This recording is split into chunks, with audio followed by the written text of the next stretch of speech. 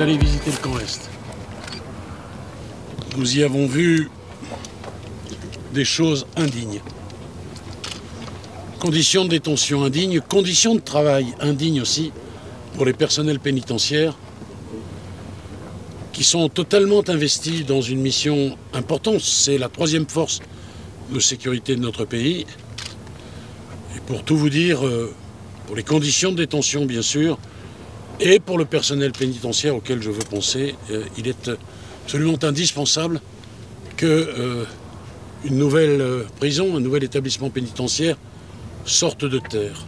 De quoi parle-t-on? On parle d'un établissement pénitentiaire, 600 places nettes, avec une possibilité à l'intérieur de cet établissement nouveau de laisser une place au travail pénitentiaire. Je veux rappeler ce qu'est la prison. C'est à la fois punir, et il ne faut pas avoir peur de le dire, il faut l'assumer avec fermeté, mais sans démagogie, mais c'est aussi réinsérer.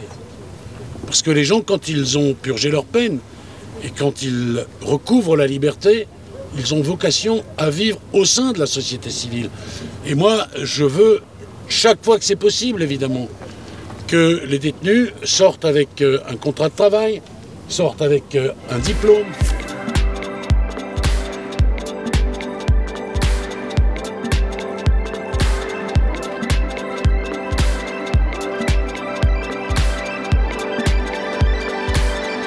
La population calédonienne, y compris celle de la province sud qui est concernée, on a des vrais problèmes d'insécurité, de violence conjugale, intrafamiliale, de délits routiers.